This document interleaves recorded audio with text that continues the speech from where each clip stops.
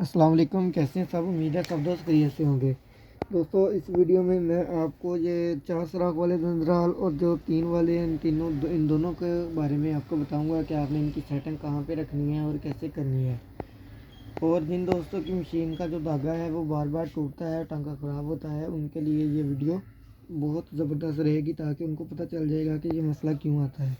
तो दोस्तों, चलते हैं वीडियो की तरफ। यहाँ पे ये चीज़ देखें, ये जो दंदराल है मशीन के, सबसे पहले जब ने आपने इसकी जो सेटिंग करनी है आगे पीछे होने वाली, तो आपने ये देखना है कि यहाँ से स्पेस भी उतनी होनी चाहिए और यहाँ से भी उतनी। जहाँ पे आप टांका चला रहे हैं ये चीज़ देखनी है कि जब आगे की तरफ जाते हैं तो आगे कितना स्पेस बचती है और अगर पीछे की तरफ आते हैं तो पीछे कितनी बचती है। ठीक है। इसके बाद आपने एक चीज़ का ख्याल रखना है, जो दंदराल के जो धंधे हैं ये सिर्फ़ और सिर्फ धंधे बाहर हों, बाकी दंदराल जो है वो सारा यानी कि अंदर वाली साइड पे हो, दंदराल के जो धंधे बाहर हो। और बाहर होने के बाद जब मशीन गाज फुल ऊपर लेके जाती है यानी कि सुई फुल ऊपर हो, फुल ऊपर होने के बाद यहाँ पे जो जिस साइड से यानी कि मशीन ने कपड़े को खींचना है इस तरह, तो आपने ये देखना है सुई फुल ऊपर हो और दंदराल के धंधे बाहर हों और यहाँ पे ये हों। जैसे जैसे सुई नीचे आए आगे की तरफ जाते हैं इस तरह। और जब सुई नीचे आए तो सुई नीचे आने के बाद सुई का जो सुराख है वो यहाँ पे ये देखें इस जगह पे आ जाए। यहाँ पे आप इसको नोट करें, यानी कि आधा सुराख जो सुई का जो प्लेट के अंदर चला गया और आधा बाहर है। तो यहाँ पे आने के बाद आपके जो दंदराल हैं इस साइड से बिल्कुल बिल्कुल आगे की तरफ जाके, जितने आगे जा सकते हैं उतने जाके तो बिल्कुल बराबर होने चाहिए। जब ये चीज़ आपकी शटल की टाइमिंग यहाँ पे आ जाएगी तो आपके दंदरालों की टाइमिंग यहाँ पे आ जाएगी तो दोस्तों आपकी जो मशीन है वो रेशमी धागा भी सही चलाएगी और जो बाकी धागे हैं वो भी सही चलाएगी। अगर आप इसको थोड़ा सा ऊपर करके टाइमिंग को सेट करेंगे, जो सेम टाइमिंग है, तो आप बारीक कपड़े पे सिलाई करेंगे तो ज़्यादा बेस्ट होगा।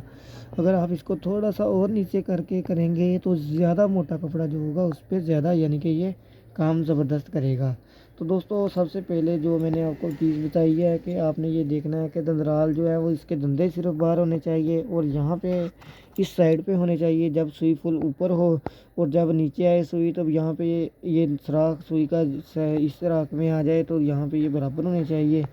तब जो आपके दंदरालों की सेटिंग वो सही काम करेगी। दोनों को साइडों से स्पेसों का भी देख लेना है आपने।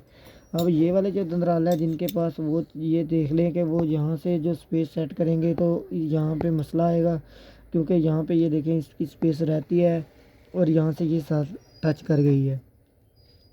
आपने करना ये है कि जिनके पास ये वाले दंदराल हैं उसकी इस साइड से यहाँ से और यहाँ से इसकी स्पेस को इस तरह कर लेना है। बाकी जो सारी चीज़ें हैं जैसे मैंने पिछले जो पहले दंदराल बताए आपको सिंग 3 वाले, उनमें जो बताया उसी हिसाब से इसकी सेटिंग रख लें तो। और यहाँ से ये चीज़ चेंज कर लेनी है। तो दोस्तों, जब भी आपकी मशीन प्रॉब्लम करती है तो यहाँ से आपको जो चीज़ मैंने बतानी है कि अगर आपके दंदराल जो है वो नीचे हैं ज़्यादा यहाँ पे, तो आपकी जो मशीन की जो सुई है वो यहाँ पे आ जाती है और आने के बाद आपकी मशीन यहाँ पे ये प्रॉब्लम आएगी, आपको धागा ज़्यादा टाइट चलाना पड़ेगा। तो जिसकी वजह से अगर आपने न्यू भी सेटल डाला होगा तो धागा टाइट होने की वजह से आपकी मशीन जो है वो धागा तोड़ेगी। तो जब धागा तोड़ेगी तो आप समझेंगे कि सेटल में फ़ॉल्ट है, लेकिन वो सेटल में फ़ॉल्ट नहीं होगा क्योंकि सेटल तो आपने न्यू डाला हुआ होगा तब भी ये प्रॉब्लम होगी। तो जब भी मशीन आपकी धागा तोड़ती है तो आपने सबसे पहले केम टाइमिंग को चेक कर लेना है। तो उसको चेक करने के बाद ये चीज़ देखनी है कि धागा जो है वो टाइट चल रहा है या लूज़ चल रहा है। तो अगर आपका जो धागा सही चल रहा है, नॉर्मल है, तो तब आपकी जो मशीन है वो बिल्कुल सही काम करेगी। अगर दोस्तों किसी बात की समझ ना आई हो तो आप मुझसे कमेंट करके पूछ सकते हैं। तो मिलते हैं अगले वीडियो में, तब तक के लिए अल्लाह हाफ़िज़।